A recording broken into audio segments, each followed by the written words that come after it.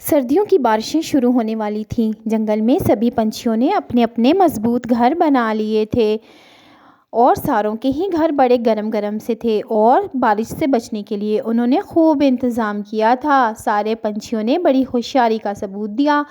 Tony چڑیا بیچاری ابھی تک اپنا گھر نہیں بنا سکی تھی۔ اس کے 2 چھوٹے چھوٹے سے بچے تھے۔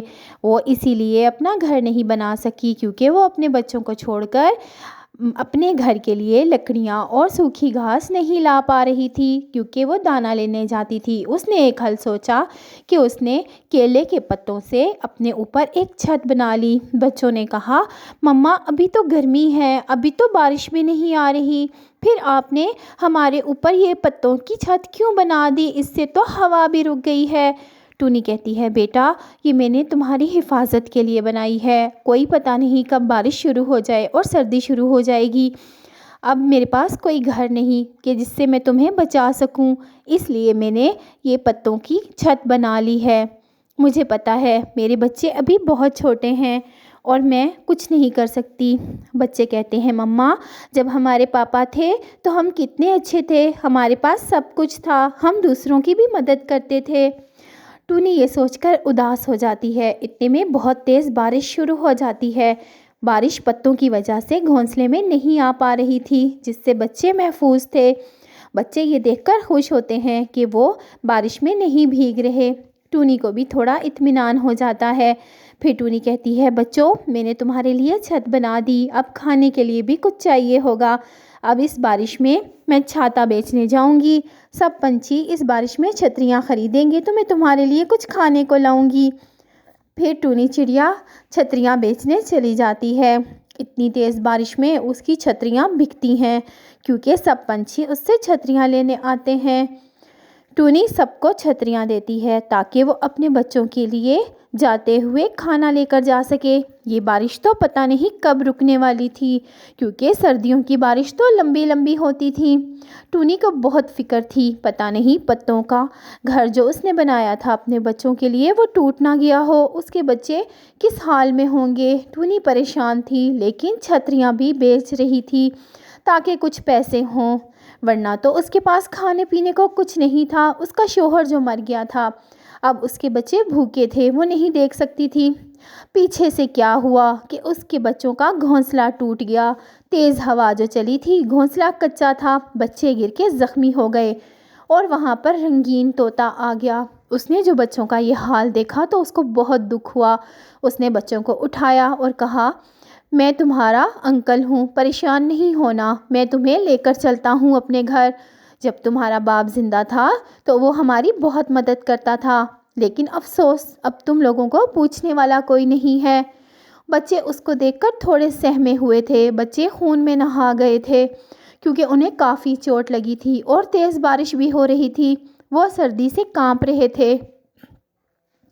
رنگین طوطے نے ان بچوں کو اٹھا کر سیدھا کیا اور اپنے گھر لے آیا۔ پھر ٹونی اسی کے پاس آ گئی کیونکہ پنچھیوں نے اسے بتا دیا۔ اس نے دیکھا بچوں کی مرہم پٹی ہو گئی ہے۔ اس نے رنگین طوطے کا بہت شکریہ ادا کیا۔ رنگین طوطے نے کہا، تمہیں کوئی بھی پوچھنے والا نہیں، پہلے تم لوگ کس طرح دوسرے پنچھیوں کی مدد کرتے تھے، لیکن مجھے بہت دکھ ہوا کہ تمہارے پاس کوئی گھر بھی نہیں ہے۔ ٹونی بہت اداس ہوئی۔ اس نے کہا، آپ کا بہت شکریہ، لیکن یہ سب میرے بس کی بات نہیں ہے، اب میں کیا کر سکتی ہوں، میں کسی سے بدلہ تو نہیں چاہ سکتی۔ اور پھر وہ اپنے بچوں کو دیکھ کر خوش ہو گئی کہ اس کے بچے محفوظ تھے کیونکہ رنگین پنچھی کا اپنا گھر تھا۔ پھر باقی پنچھیوں نے فیصلہ کیا مل کر، کیونکہ ان کو پتہ چل گیا تھا کہ ٹونی کے بچے گر گئے ہیں، اس کے پاس کوئی گھر نہیں۔ انہوں نے کہا کہ کتنے شرم کی بات ہے، جب ٹونی اچھے حال میں تھی تو ہماری سب کی مدد کرتی تھی اور اب ہم نے کئی دنوں سے ان کو نہیں پوچھا۔ سچ ہے کہ ہم بھی اپنے اپنے کاموں میں لگے ہیں، لیکن ہمیں اس کو دیکھنا چاہیے، اس کے سر پہ کوئی نہیں ہے۔ پھر سب نے فیصلہ کیا کہ وہ سب پیسے اکٹھے کر کے اس کے لیے ایک پیارا سا گھر بنائیں گے اور وہ اس کو گفٹ کریں گے اور اس سے معافی بھی مانگیں گے۔ سب نے ایسا فیصلہ کیا اور سب نے اپنے اپنے پیسے بھی جمع کروائے۔ وہ بہت شرمندہ تھے کہ ہم نے اپنے پڑوسی کو نہیں پوچھا اس کے بچے کیسے گر کے زخمی ہو گئے۔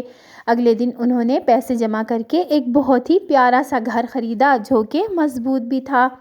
سب نے وہ گھر دیکھا اور خوش ہوئے، ان کو وہ گھر پسند آیا۔ اگلے دن سب رنگین پنچھی کے گھر جمع ہوئے اور معافی مانگی ٹونی سے۔ رنگین پنچھی نے کہا، اب یہ یہیں رہے گی، اسی کا گھر یہ ہے، میں نے اپنا گھر اس کے حوالے کر دیا۔ لیکن سب پنچھیوں نے ٹونی سے بہت زیادہ معافی مانگی کہ ٹونی ہمیں ہماری لاپرواہی پر معاف کر دو، ہمیں تمہیں دیکھنا چاہیے تھا۔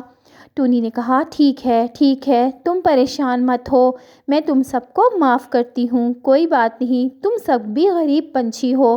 وہ اس بات پر بہت خوش ہو گئے کہ ٹونی نے ان کو معاف کر دیا۔ پھر وہ ٹونی کو لے کر اس کے گھر کے پاس آئے اور کہا، یہ گھر اب ہم نے تمہارے لیے خریدا ہے، یہ تمہارا گھر ہے۔ ٹونی کہتی ہے، نہیں پنچھیوں، میں تم سے یہ گھر نہیں لے سکتی۔ لیکن سب پنچھی کہتے ہیں کہ ہمارا دل مت توڑو، اگر تم نے ہمیں معاف کر دیا تو یہ گھر قبول کر لو۔ ٹونی کو وہ گھر لینا پڑتا ہے اور ٹونی بہت خوش ہوتی ہے کہ اس کے سب دوست کتنے اچھے ہیں، اس کا کتنا خیال رکھتے ہیں۔ ٹونی کو بیٹھے بٹھائے گھر مل گیا تھا، اس وجہ سے کہ وہ بھی دوسروں کی مدد کیا کرتی تھی۔ پیارے بچوں، ہمیں بھی دوسروں کی مدد کرنی چاہیے، کیونکہ جب ہمیں ضرورت پڑے تو ہماری بھی مدد کرنے کے لیے کوئی ہونا چاہیے۔ پھر ٹونی اپنے بچوں کو لے کر اس گھر میں بہت آرام سے رہتی ہے۔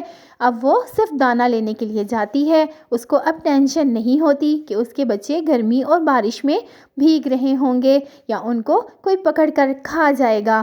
پیارے بچوں، ہمیں بھی ایسے ہی اچھے کام کرنے چاہیے۔ اس کہانی کو اگر آپ پسند کرتے ہیں تو جلدی سے لائک والا بٹن دبائیں اور چینل کو سبسکرائب بھی کیا کریں، ایسے ہی نہ دیکھ کر چلے جایا کریں۔